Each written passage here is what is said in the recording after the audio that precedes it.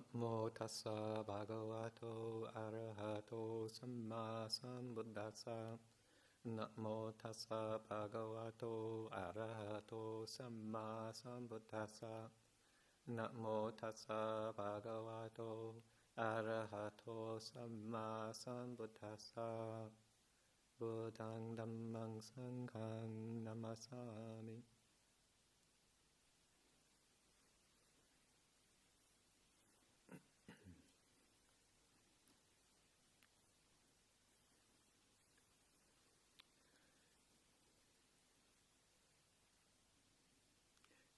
Good evening to everyone. Welcome to Chithurst Buddhist Monastery, in person, alive on the web, live streaming as well.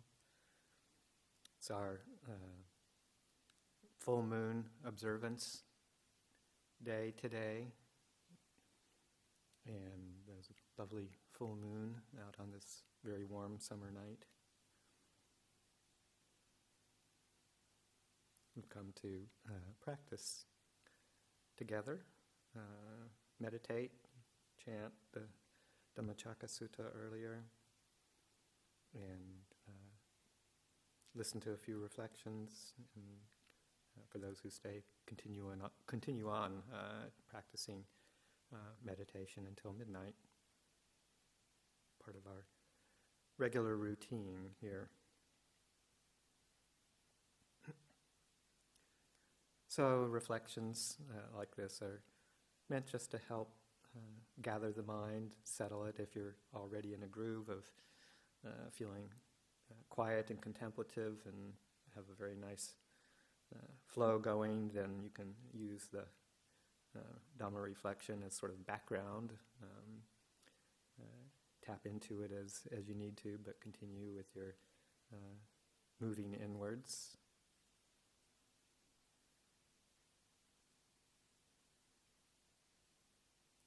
Just a few thoughts been arising.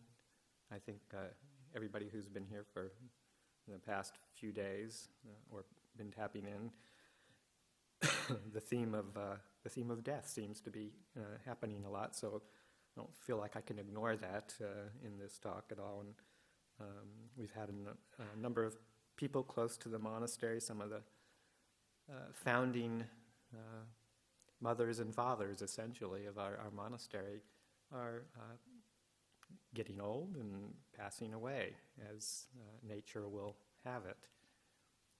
George Sharp, just not quite a week ago, whose picture is up there on the shrine, as well as a number of other people have been passing away the past year.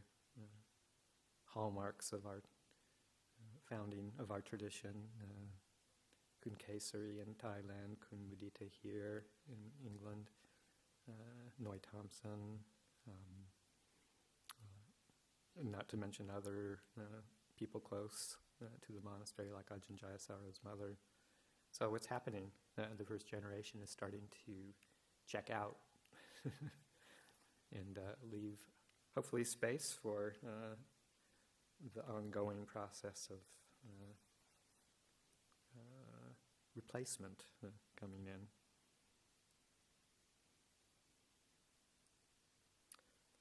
So this contemplation of death is something that the Buddha very much instructed us on and recommended as a frequent form of contemplation, of recollection. Maranasati, mindfulness of death. So we take these opportunities to compose our minds around that theme and see where it can take us. There's a lot of fear around death, a lot of denial of death. It's interesting to see what happens in our own minds when the topic comes up. I think probably for most of us who are here or tapping in tonight, it's something that isn't quite so much of a part of our denial process. We've heard the urgencies to contemplate this many times. Many of us have. Some may be new to it. But it doesn't take much when we're out in the world, looking around, living our lives, to see how denial of death is so strong. Just the way we live our lives, this constant state of trying to support all the things that give us this illusion of certainty, of health, of beauty, of youth, and how, well, really until fairly recent years, in my experience, just pushing away the experience of even relatives and friends, pushing away that experience of their passing. I think things have started to become a little bit more realistic in the past several decades, acknowledging the aspect of life called death. But it still can be easily pushed away, institutionalized, keeping people who are in the process of dying out of sight, keeping people in hospital, and just kind of covering it over from general society. We don't see a lot of it in the press, other than as a single event of somebody having passed away. I think things are changing. I think, back in the 60s and 70s, I'm not sure exactly when, but the hospice movement here in the UK started becoming more prominent, and the United States followed after that. So it's becoming something that's more acknowledged and talked about these days. But it's still quite strong in our society. Just you can see it in the way that we live and what we put our attention to. It's usually not around this kind of contemplation. And it's hardwired in us too. I think,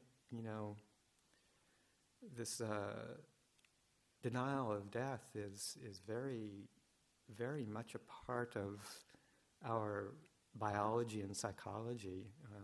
And that really came home to me a couple of times. I've had the experience of witnessing a number of people passing away and being around people who have just died, corpses, for periods of time. And a couple of times, and it hasn't happened certainly every time, but a couple of times, I've noticed a very strange phenomenon, and in one time in particular, at Aggregates, with the death of our next door neighbor, who actually provided us, left us her house, that has now become the women's property, or the women's residence, Casa Serena.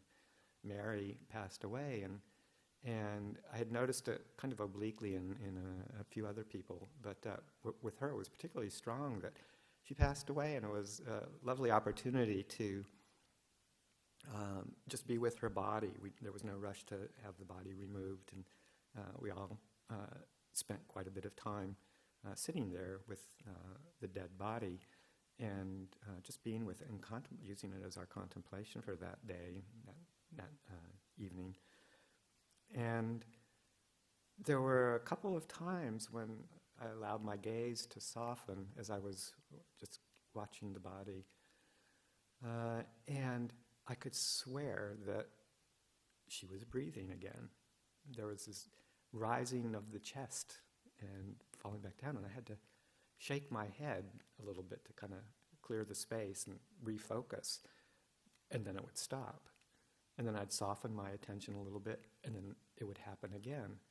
And I realized and reflected on when I had remembered experiencing that before, that this is just a trick of the brain, a trick of the mind, a perceptual distortion that was based on this sense that a body lying in a bed is probably just asleep and should be breathing, and in a sense, it's kind of a hardwired manifestation of that denial of death. So even somebody as myself, who had been around a number of people dying and who was making it a regular contemplation in my practice as a monastic, is still very strong in there.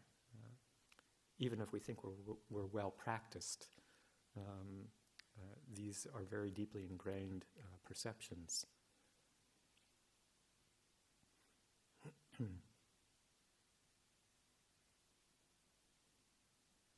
So the root cause, what's the root cause of this denial of death? And it's this process, at least in one way of looking at it anyway, in my mind, it's this process that we all are involved with every minute of the day, called bhava tanha, becoming, the urge of becoming, or the craving to be, the craving for existence. We chanted the Dhammacakka Sutta this evening, and this was mentioned in the second second noble truth, the cause of suffering, being kama tanha, bhava tanha, vibhava tanha, the craving for sensuality, the craving for becoming, and the craving for non-becoming, for non-existence. Those three aspects of tanha. But bhava tanha, the craving to become, which can be, which manifests in many different ways, all the way from the roles that we play in the world, the different identities that we seek to stabilize our sense of self around, roles of father, mother, child, employee, professional, all the different ways that we can establish a sense of identity. All this is part of this desire to become, the desire to exist in certain ways. But at its most fundamental, bhava tanha is this pure raw desire to exist, to not want to not exist. And it's a force that keeps us going from one form of birth to another form of birth, whether we talk about it in multiple lifetimes of bodies, or whether we talk about it from 1 minute to the next minute. This process of becoming, this urge, this impulse, it's an energetic impulse to keep on moving into some new experience. We get to a point where maybe sometimes in our meditation, in our practice, there's a moment of rest, a letting go, an experience of ending, experience of ceasing, non-arising of this energy. But it's not long, for most of us, most of the time, it's not long before it wells up again and starts to seek a place to land, where our attention can land and grow and again feel secure, feel like we're always looking for this sense of security, a sense of stability in any of our experience. It's disconcerting for us to sit with nothing arising. This becoming urge is very powerful. So there's this surge of energy to go land somewhere and identify. And this is where the next, where it falls into the clinging too, upadana. This sense of clinging to any of the experiences that we can have, whether through it's the body or the mind. So this becoming urge lands on what we call these 5 khandhas, these aspects of our experience that we call body and mind. Form being the body, and then feelings, perceptions, thoughts, emotions, ideas, views, awareness, consciousness itself as it manifests in any of our 6 senses. There's this landing of this becoming urge into these 5 khandhas, and a sense of developing a sense of clinging, of holding, particularly with this perception that we imbue with all of these experiences. We imbue it with a perception of selfhood, ownership identification with. This is the Upadana Kanda, the aggregates of clinging, the aggregates affected by clinging. Sometimes it's also called the upadi, the constituents of existence, or the acquisitions, called acquisitions because we try to establish a sense of ownership over this body and this mind for this sense of stability. All of this is the root, this becoming energy and this identification with these constituents of existence. This is the root of this fear of death.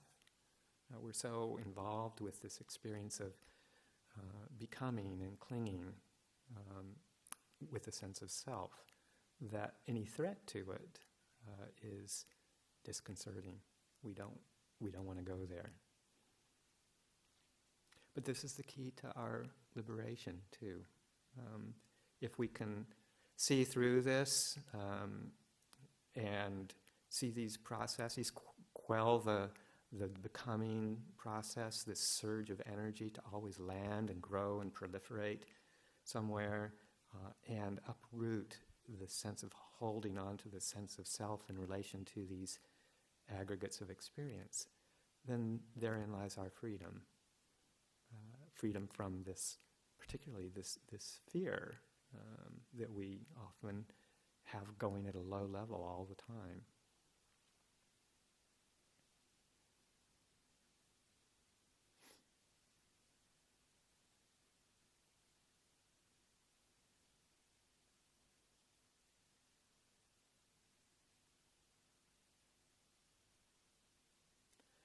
So we have to have some sort of way of approaching this, and this is where the Buddha's contemplations of self, not self, clinging, craving, all come into play.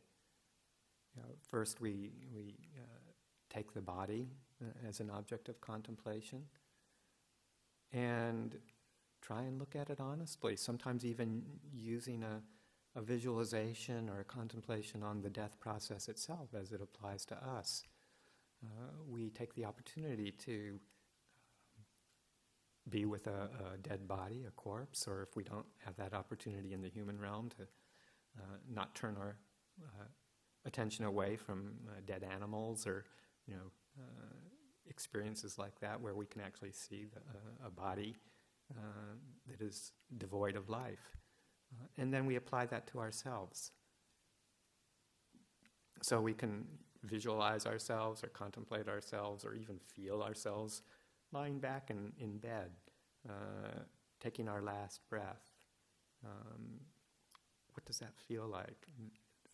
Allowing the body to get still, it's not moving, and having this sense of, okay, sometime this body will be just like those bodies I've seen that have passed away, that are just becoming lumps of flesh, void of life, void of consciousness.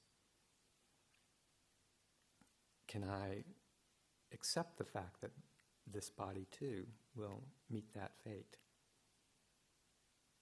It's a little bit difficult in that sometimes, the fact that we're still breathing kind of mutes that experience of really letting it sink in deeply. But, maybe we can pretend or imagine that we're just that same body that I was talking about, the body already dead, but that looks like it's breathing, dead body breathing.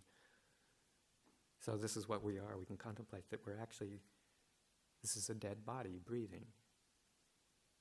It's like Ajahn Chah holding up the glass, a glass of water. Can you see this glass is already broken? Can we see this body as already broken? There was an old book, an old movie called Dead Man Walking, and I think maybe we can use a play on that title of Dead Body Breathing to remind us of our future.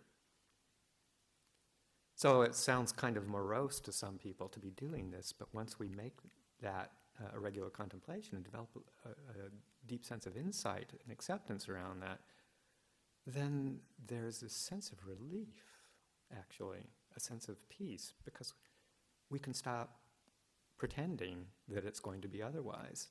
It's that pretending or that expectation that somehow, we won't have to experience this.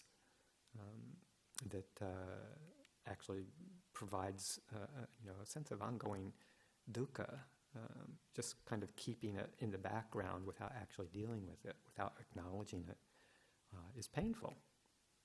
So bringing it out into the fore, contemplating it, realizing it, accepting that death is natural. We're all going to die because we were born. That's the cause of death. The cause of death is birth. From the moment we were born, we're in this process of dying. So realizing that is actually a great relief, a great profound sense of freedom, that we don't have ultimate control over this body, and that any expectation that we should is just going to bring about that suffering. And we accept that and realize that it's not under our absolute control. We take care of the body as we can. We fix it if it can be fixed, give medicine to it when it's sick. But we do so with this sense of, we're all living on borrowed time. But we do that to continue to be able to use it as a powerful vehicle for contemplation.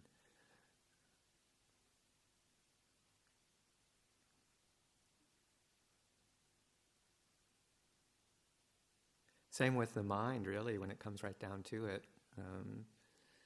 And how we cling to and identify with the processes of our mind as much as we do, maybe even more so than with our body. It's a little bit easier to see the futility of holding on to the body. It's a little bit easier than the mind. The mind is much more complicated. And we identify with so many components of the mind, the perceptions, how we live in the world, how we perceive the world, what we project onto the world, the constant search for pleasant feelings and trying to avoid unpleasant feelings. Our thoughts and our emotions we take to be who we are, and that we should have some control over them too. And many of us, all of us probably, have some sort of afflictive emotional states. We all have a lot of conditioning, whether it's lots of desire and greed and craving, or whether it's irritation and anger, irritability, aversion, whether it's confusion, anxiety, fear, and these are all patterns that have been set in motion for who knows how long and for who knows what reasons. To some extent, we can try and work with them and make them better. And a lot of people enter into meditation practice looking for psychological relief. The Buddha certainly didn't deny that there was psychological relief that results from our practice with meditation. But to expect that we're going to become perfectly 100% mentally healthy people through this meditation practice it's probably going to result in disappointment. I've talked with a number of people who seem to have this sense that we have to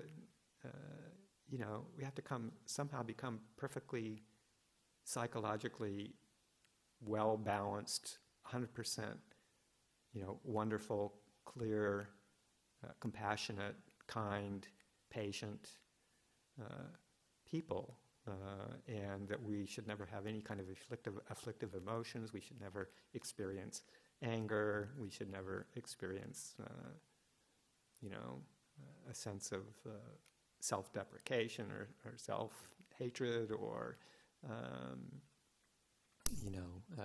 desires, cravings, attractions, that somehow we should be able to get rid of all of that and not have to, to deal with that and just be these perfect imaginary type people. And it's not going to happen. We can, if we've got some very strong habits that are very painful and very entrenched, seeking help is certainly a very important and good thing to do, just like we seek help for the physical body. Seeking psychological relief can be very useful. But with an expectation that it's going to cure all of our problems, I think we can let go of that, and we'd all be much happier people if we realize that, it's okay to be a bit neurotic. It's okay to be a bit eccentric, as long as we don't inflict it on other people too much. We can kind of step back from our desire for perfection in either the mental world or the physical world, and just accept that being part of human being is coming with certain conditions that have arisen from causes, again, who knows when, how, and that, just to step back and take things a little bit more easily, and maybe, with a little bit more lightly, with a little bit more sense of humor and kind regard for our foibles and for our weaknesses and for our suffering, our pain, and to just not take it all so personally. We think that we need to, really deal with this all because we think that somehow liberation comes from freeing ourselves from these personality effects. But the personality isn't what gets liberated. We'll never liberate our personalities. The heart is what gets liberated. The heart that suffers in its holding and in its clinging and in its always wanting to seek stability in this body and in this mind. That's what we can liberate ourselves from.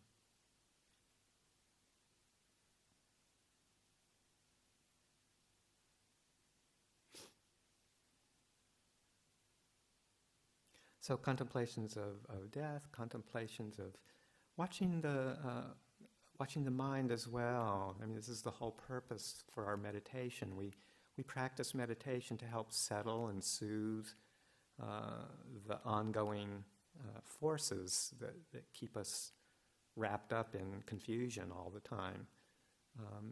And there's an inherent pleasure in that. It's what the Buddha called a blameless form of pleasure in this experience of settledness and calm that comes from meditation. But more importantly, it's a place, it's a vantage point from where we can see these processes happening more, where the process of the surge of becoming energy keeps happening and renewing itself to try and find a place to land. Again, in the chanting tonight, the Nammacakka Sutta, the Tatra Tatra Binandini, the forces of seeking fresh delight, ever, now here, now there, ever seeking fresh delight. This process of always constantly moving on to the next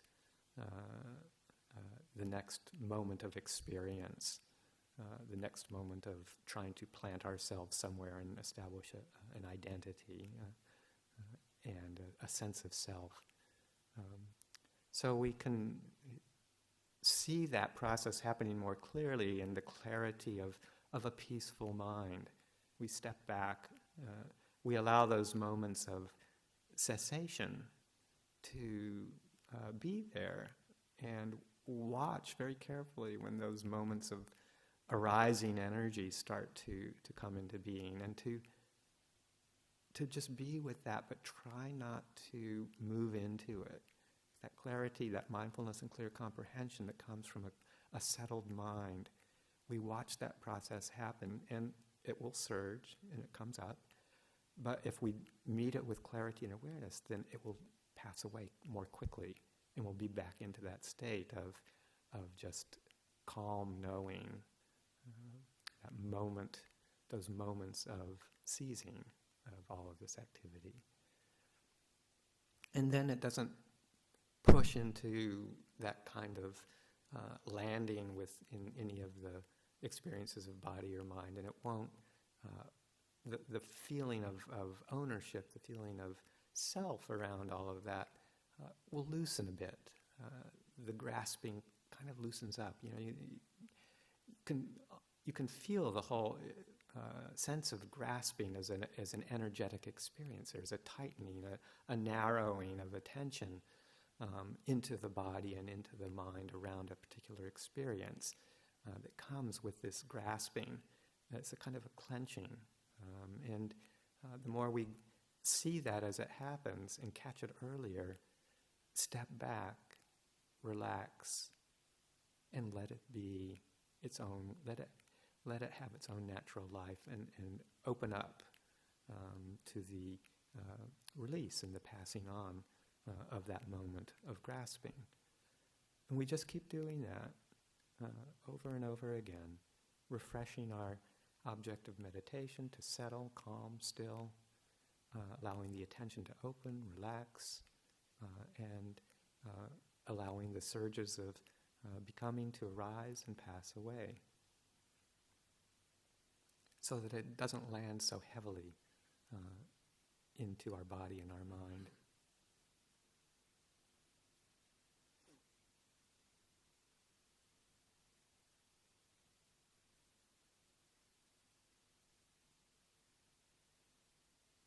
Sariputta, there's a kind of an inspired utterance that he's well known for, having said from the suttas. It's like that. Nibbana is the cessation of becoming, the cessation of this bhava tanha. Nibbana is the cessation of becoming.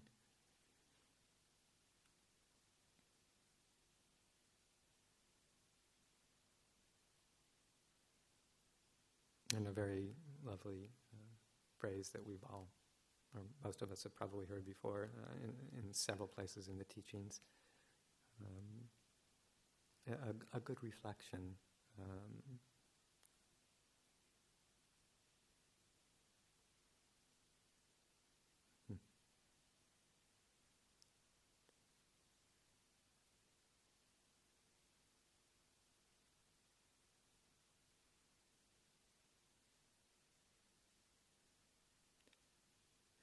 This is peaceful, this is sublime, the stilling of all formations, the relinquishment of the acquisitions,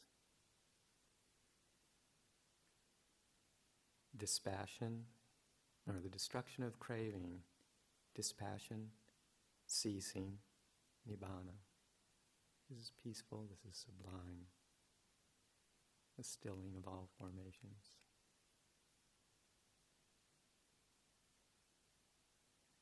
So this is the goal of our practice.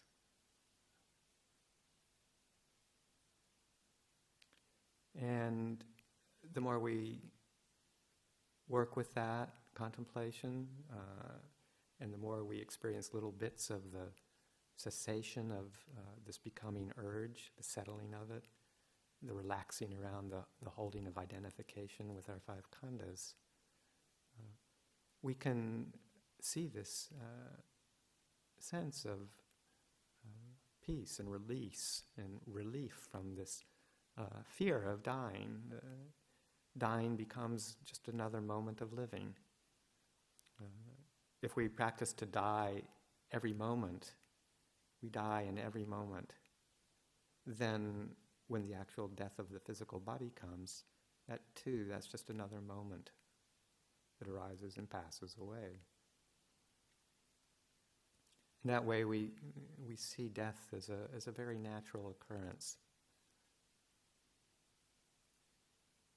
And there's certain, the people who lose loved ones certainly are going to have grief. That's part of the natural world too. There's a sort of sadness, poignancy when someone dear to us passes away.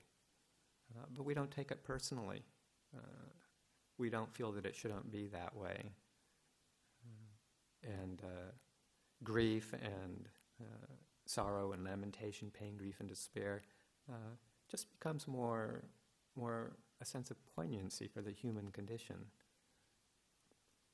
And with practice, the realization that it doesn't have to lead to suffering.